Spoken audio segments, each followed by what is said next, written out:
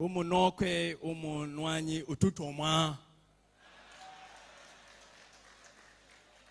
Dalonkeoku.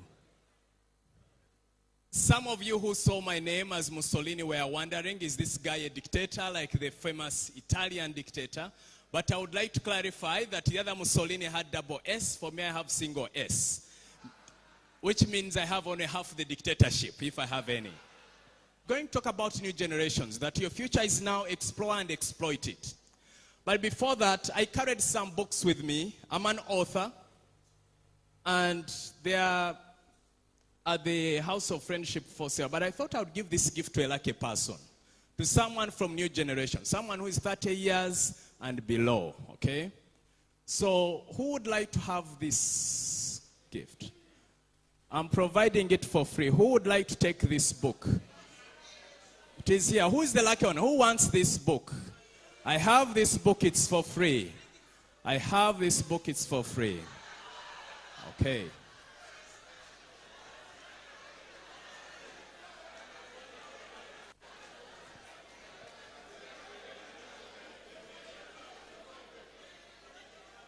Peperere. Ladies and gentlemen, that's life. The book was in the future. Our future is always ahead of us and around us. But to achieve and explore and maximize that future, we have to get out of our seats, go out, grab it, and say, yes, that's mine. Wishing won't get you there. Putting up your hand won't get you there. Shouting won't get you there. Smiling won't get you there. You have to get off your butt and get up, go for your dream, and get it. And that's what it takes. And if nothing else, my dear friends, my dear brothers and sisters, that's an insight for you. How much and for how long shall you just look around and smile and say, it's me, I'm here. No, I'm here. Olga, no. So I want to share 3 things. 1, to share my story. 2, what can the new generations or the youth focus on to maximize their future? And that's going to be the central theme for my presentation. And in addition to that, what can Rotarians do for the new generations? And finally, I'll show you how I can be of support down the road as we move forward. So, Mr. Mix, I will alert you when to flash, okay? So that's the topic. The future is now exploit and exploit it. Let me start with my story. You may be seeing me here and wondering, who is this guy before us? I was born in a very, very humble background. In Uganda, I don't know how it is in Nigeria, but when someone says very humble, that's a political word for saying very poor. My dad had only 2 years of schooling, and he was a tailor. The space I was living in, it was, in my language, in Uganda we call it omuzigo. Omuzigo is one room, and in between the room is a curtain. And behind the curtain is where the VIPs sleep. Daddy and mommy. I know what it means to live on 1 meal a day. And 1 meal meant around 4 p.m. because it's between lunch and supper. At the age of 9, I lost my mom. And it was very tough. I grew up with stepmothers, and one of those mothers didn't really like me that much. I know what it means to sleep on a mattress, and a mattress meant a sack with grass, dry grass. You turn left, it pinches you. Turn right, it pinches you. Possibly that's one of the reasons why I've never been as big in size as some of the past district governors.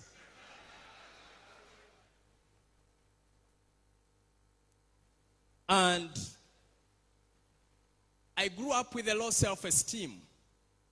When I was growing up, someone said that my head was like a grinding stone. Do you have grinding stones in Nigeria? You have them? Fantastic. Now, a grinding stone is shapeless. So I grew up thinking that I had a grinding what? Stone on my head. And at the age of 15, so I grew up with a low self-esteem, and I always felt like a second-class citizen. I would see neighbors having milk and bread, and I would be thinking, what's wrong with us? I would go to school, I would see the same thing during break teas, people enjoying wonderful things, and for me, they would be taking bread, chapati, milk, and the like, and they would be consuming oxygen. And I'm like, this is not fair.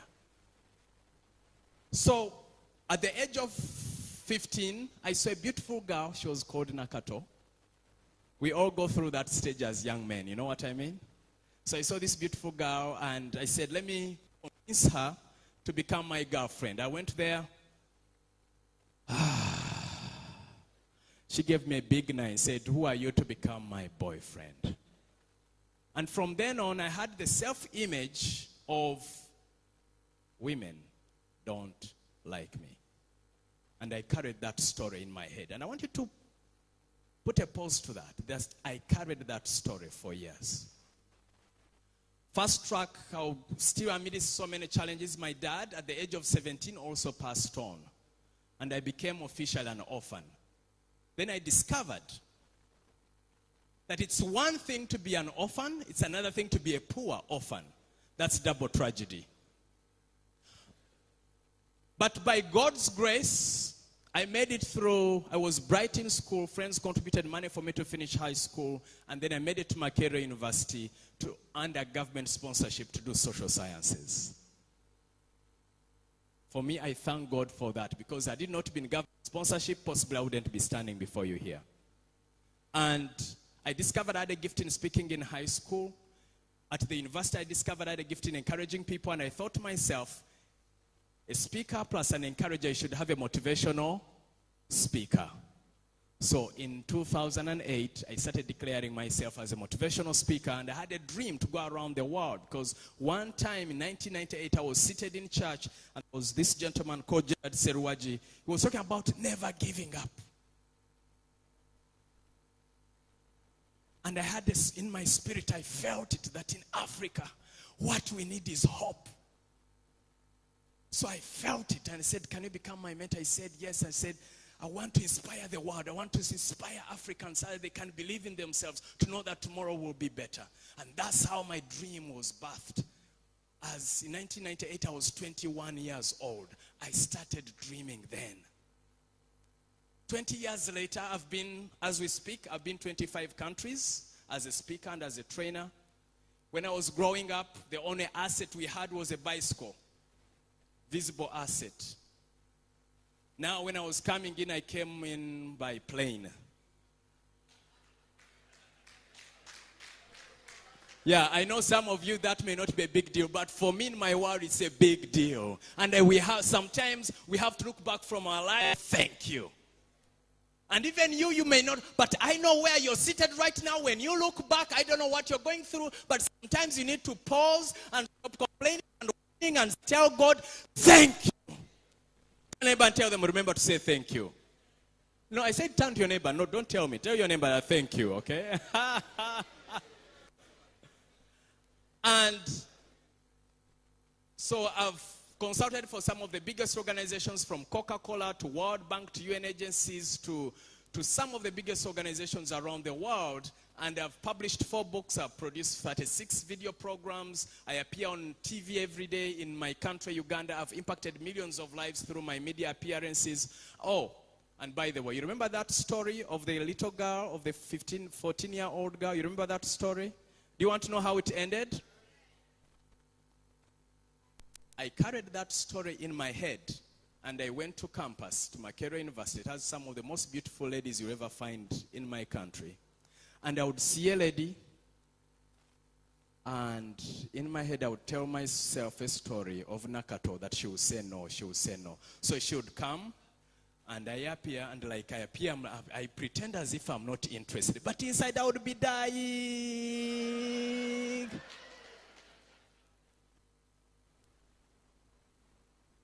But let me ask you a question.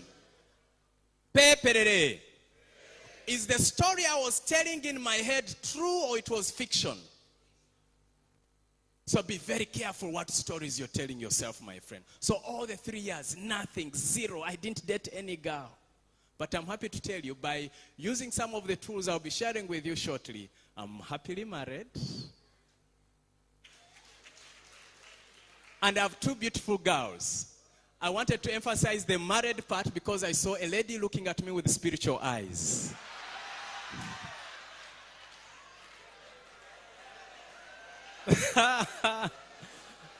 Now, wow. Hey. So, let's switch. So, what lessons do we learn from my story? There are a couple of lessons. Number 1, follow your passion. What's your purpose? For me, I'm passionate about people. When you're passionate about something, what my brother Gambo was talking about, not following other people's dreams and scripts, but creating your own movie. Because life, it's a canvas. It's up to you to decide which script do you want to create by deciding this is the life I want to create. Because I will tell you, as you pursue your dream, my dear young generation team, is you'll get some doubters. Because when I was starting out, I didn't even have, at one time I didn't have money to pay for rent. I remember exactly, because I know the conversion between Uganda shillings and Naira. In Uganda, Uganda, so I just was short of 5,000 Naira for rent. And my guardian said, Ethan, why don't you get a real job instead of just moving around that you're a motivational speaker? And myself, I started having my own doubts, because sometimes I would look at myself and say, I am young, I don't have money, I'm not successful, I don't have a PhD. Who am I to inspire other people? Those are some of the internal conversations I was struggling with.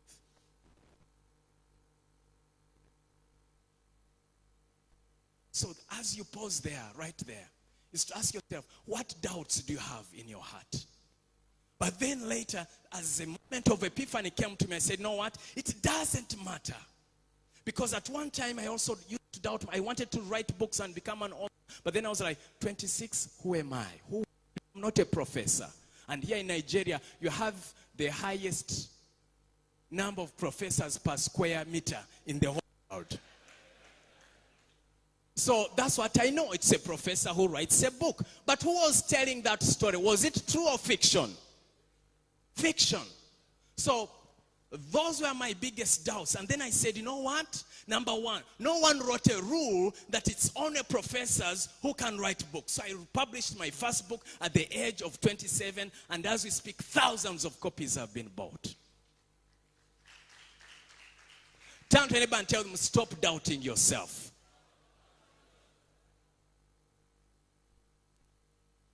I didn't know that that could happen. And then on the issue of me being a motivational speaker, I said, you know what? It doesn't matter whether I'm old or young or poor or short or small. By the way, when I say small, as we speak right now, since I got married, I put on 8 kilograms. So when I say small, I really mean it. And when I started out, I was young. As we speak, I turned 40 years last year in November. Now imagine, project it in your head, when I started out as a fully blown, full-time motivational speaker, 2003 is what? That's 15 years ago. How was I looking? If I put on 8 kilograms and it's 15 years later, how do you think I was looking like 15 years ago? The good thing is I don't understand your local language. So that's okay. Thank God. Thank God. So, that's number 1. Believe in your purpose. Number 2, turn problems into opportunities. One of the ways to start businesses is to figure out a problem and ask yourself, how do I create a service around it? So for me, I knew there was a lot of negativity, there was a lot of challenge, people not having hope, and I knew there was an opportunity to do motivational speaking. So for you, what's that? And remember the purpose and passion. This is what I was passionate about, and I pursued it. Number 3, that no one owes you anything. I know that may take a bit of time to sink in, but let me explain. One time I was invited as one of the speakers at an event in Uganda to inspire young people. The why was called here. And one of the CEOs, one of the most successful CEOs said, you youth, this is how he was speaking, and he's very proud. He's a proud kind of guy, but very brilliant. He said, the problem with you young people is that you think that the government and everyone else out there owes you something. I said, let me tell you something. No one owes you anything.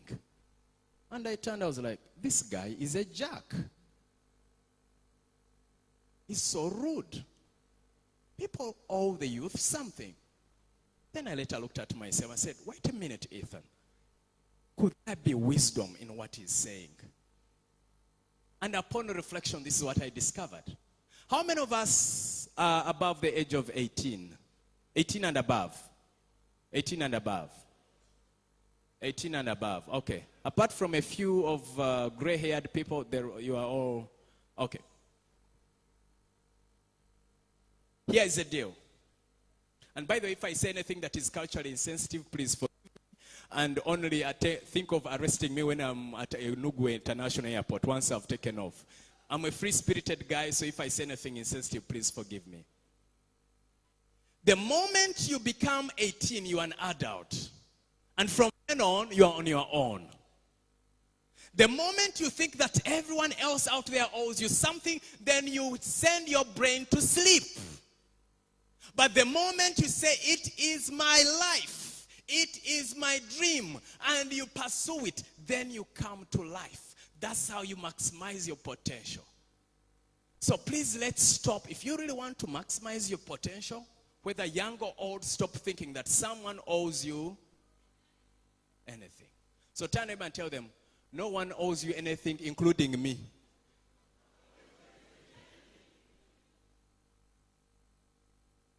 The other insight I would like to share with you is stop complaining and start creating. If there was any award to be given in Africa, it would be that Africans are number one at complaining and whining. Mr. Mixer, you can switch now. So, here is what I mean. How many of us complain about the negativity in newspapers? Like you're tired of so much negative stories in newspapers. How many of us are tired of that? By show of hands. I'm one of those. So I used to be one of those complaining and whining. And then I later asked myself, but for you, Ethan, what can you do? So that's how I started writing a column titled Succeeding. So for the last 10 years, I've been writing a weekly column in the Monitor newspaper. It's a leading private newspaper in Uganda called Succeeding, to inspire people. So that rather than me complaining and whining, I create something. That you see, you're either part of the problem or part of the solution. So anytime you open your mouth to complain and whine and you discover you're not part of the solution, it means you're part of the what? I'm not hearing. It means you're part of the what? The problem. And I would like to suggest this to you. That as a young person, if you really want to stand out from the crowd, be known as a solutions person. Young or old, because this is not just for young people. Because part of what I do is I consult for organizations. And this is the scenario that is typically there. Someone has a manager above them or supervisor. And this is a big insight for you once you get a job, or some of us are already employed. Someone is going to the manager, and once they appear, I say, manager, we have a, say the word, we have a problem. Hey, what's the problem they solve it? Next week, you appear and say, manager, we have a problem. Third week, a problem. Problem. So next time it means every time your manager sees you from a distance, he sees a problem in motion. Like that. So even before you open your mouth, they say, what is the problem? Now you have branded yourself as a problem statement expert. And of course our education system does not help much, because when you're doing any research or whatever you have to start with a problem statement. But I'll tell you, in real life, if you're to maximize your potential, you switch your mind, spend only 5 to 10% of the time on the problem, the other 90 to 100% on the solution. If you do that, that will transform your life, whether in work or business. Yeah, let's give that a round of applause. Yeah, if you do. That's fantastic. Thank you. Turn neighbor and tell them, are you solutions focused or problem focused? Ask your neighbor that, are you problem focused or solutions focused? I like this quotation. It's an African proverb that when there is no enemy within, the enemies outside cannot hurt you. That's an African proverb. There is profound wisdom. When I was doubting myself, it was me who was the enemy. When you look at Africa, Africa's biggest problem is not Europeans or Americans or whoever it is. The biggest problem to Africa is who? Africans themselves. The biggest problem to Nigeria is who? The Nigerians themselves. It's pretty amazes me. Ask any person who has traveled around the world. When Europeans or Indians, they always want to support each other. But for us, you see your brother, your sister growing up and you want to pull them down. As if pulling them down will make you go up. You will fall down together. In Uganda we have in Uganda is the same, Okaliada Kadada. Okaliada Kadada means that what goes around comes around. So if you hurt your brother or sister, guess who will be hurt next? You. But sometimes, when we look at our lives as young people, we wonder, well, there are so many problems. What can I do? This is a famous picture of a Ghanaian. He was teaching. And there he was drawing the image of Windows. You know what you have on your laptop or computer? That's how Windows looks like. Yes or no? He said, with or without computer, I shall teach computer science.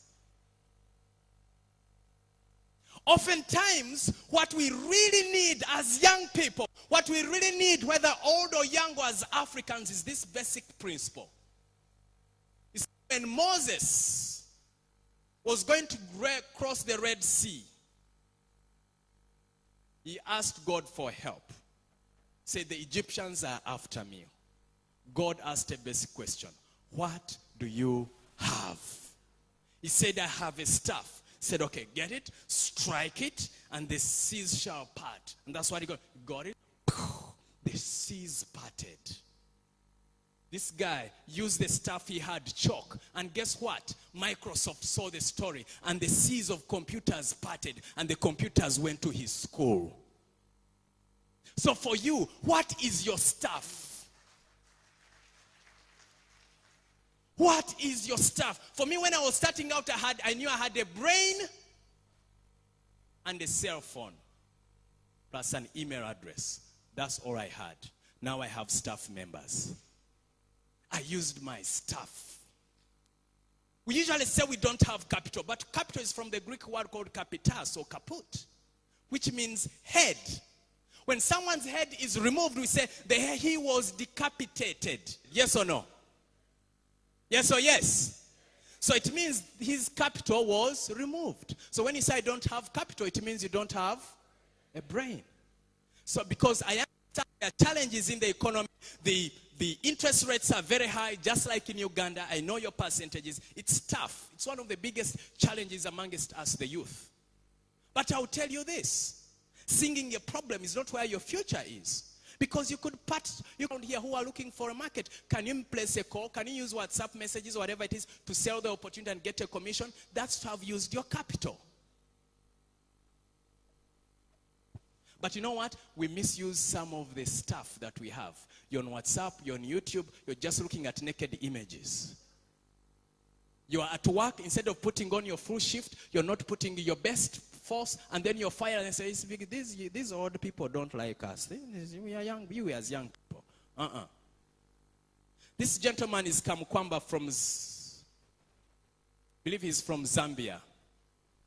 At the age of 19, he created a wind vane and created power. 19 years old. He saw a problem in his village, created a solution. Now, he's a celebrity across the world. Young person, new generation. I'm sharing these stories, not to show you how great I am or how Kamkwamba is, but also to impress upon you what is possible for you. Because unless you believe it's possible, you want to get there. The second principle I want to share with you is beg for seed to plant. I have a sister I was supporting. She's called Safina. I supported her through high school. Then when she went to the university, government sponsorship, then every week she would call me for support. Paper this, paper that. I said, "No, what, Safina, this is what I want you to do.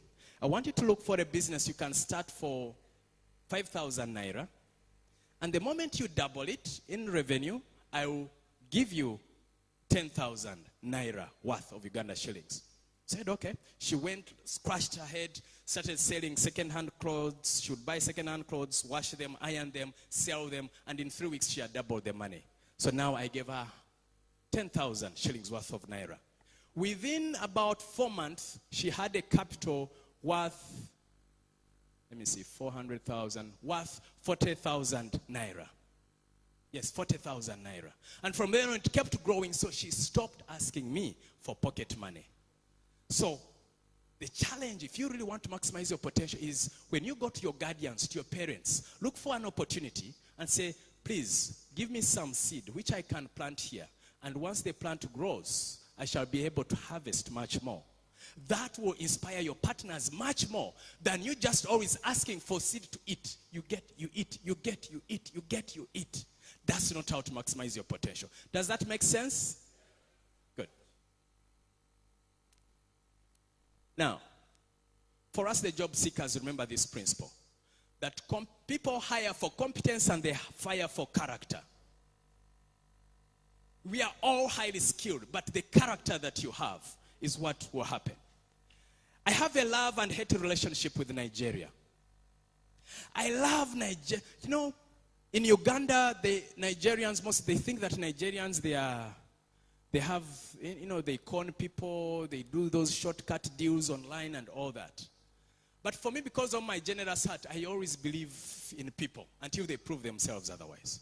So one time I used to hire people, Philippines, Indians, to do my work online. So one day I came across a Nigerian. I said, okay, this guy looks competent. Why should I ship money to India? And let me give it to my African brother.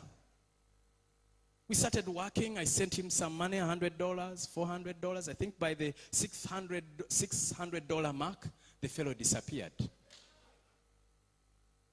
And I was told that first guy no be thief. That smartness is no robbery.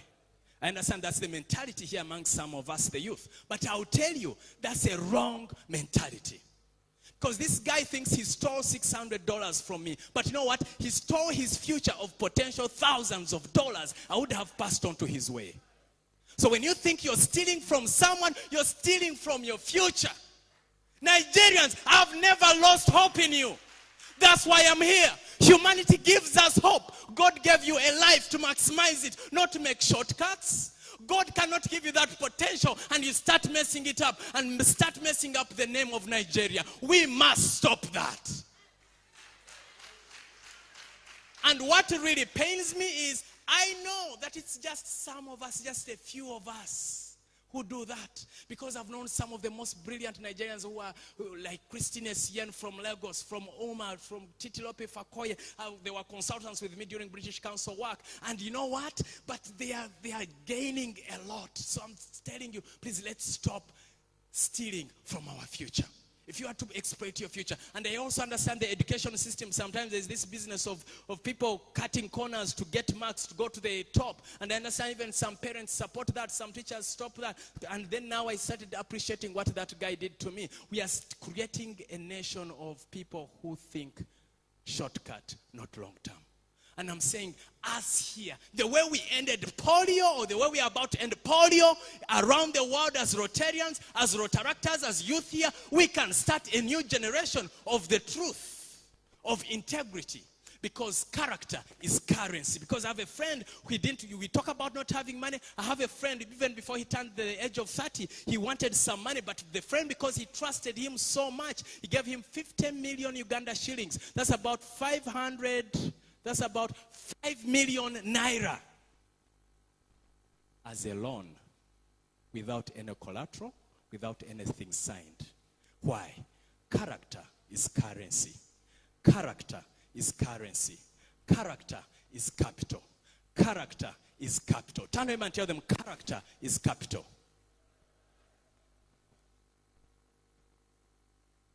Let's switch that image, my friend, before I wrap up.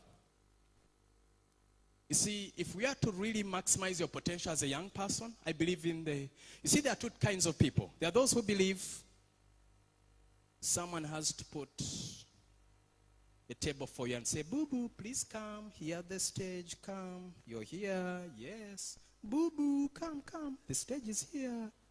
The leapfrog theory says, does the frog seek for permission to appear? Boom, boom. It appears, I'm here. So for me, I didn't seek for permission to say I am this. I said, I am a motivational speaker. And here I am. Take it or leave it, I shall prove you. I hope you've gotten value out of this. Subscribe to this series by going to ethanat40.com. At is 80, ethanat40.com.